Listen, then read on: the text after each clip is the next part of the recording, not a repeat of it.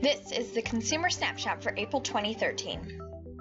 And this month, we'll dive into 3 areas. Sentiment, where we'll take a detailed look at confidence, as well as how the performance of the stock market may be factoring into consumer mentality. Strategy, as it relates to consumers' financial plans and the U.S. personal saving rate. And then finally, we'll wrap up this month with a look at our latest discovery on happiness and U.S. auto sales. Let's first take a look at economic sentiment. This is a 13-month view of consumers who are confident or very confident in chances for a strong economy. And as you can see, confidence this month climbed to 40%, about even with what we saw back in November.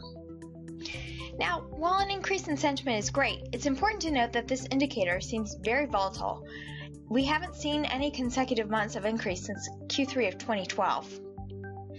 And with the Thomson Reuters University of Michigan preliminary April reading for consumer sentiment declining to a 9-month low, I would be surprised if the current upturn we're seeing continued for May.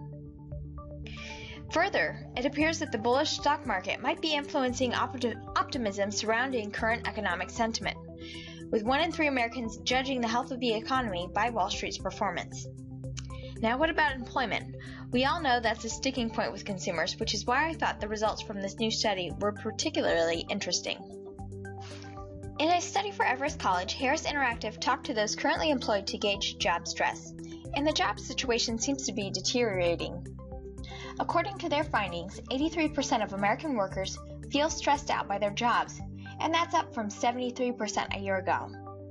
And several of the key stressors seem like they could be related not only to the employer, but also stemming from the lackluster economy as well, with low pay and unreasonable workload topping the reasons why employees are feeling so stressed.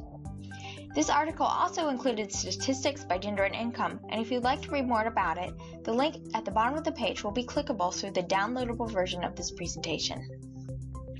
Speaking of stress, let's take a look at consumers' financial plans.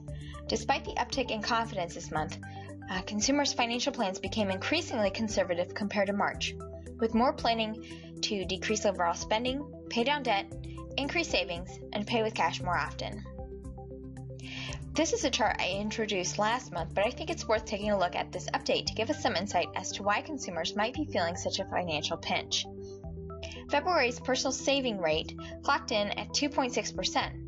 And while this was a slight improvement from January, it's still in the depths of where we were right at the start of the Great Recession. So it continues to appear that consumers are spending at the expense of saving, and they're attempting to trim budgets in other areas as well. Current financial situations are also impacting the items on consumers' grocery lists, with 1 out of 3 crossing off items before they head to the store. And this figure rises among 35 to 54-year-olds, the group we identified last month as feeling the most insecure about their finances and impacted the hardest by the pain at the pump. Perhaps not surprisingly, the items most likely to be trimmed from the list are impulse-related, while magazines, snack items, candy, cookies, and name brands in general follow. And the item least likely to be given up was coffee. New discoveries from our analytics unit provide support that happiness is a leading indicator of key economic markers such as government housing starts, industrial production, real income, employment, and real retail sales. The second in a series of releases regarding the relationship between happiness and the economy focuses specifically on U.S. auto sales. We found that as happiness fluctuates, intentions to buy a new car or truck in the next 6 months tend to move in the same direction. As such, the relationship between the happiness score and lightweight vehicle sales was examined, and by time shifting the data 1 month with happiness leading, a strong correlation was identified. Now, for more on this release, please click over to prosperdiscovery.com. And that's all for this month. You can also keep tabs on our latest discoveries by heading over to prosperdiscovery.com. Thanks for watching.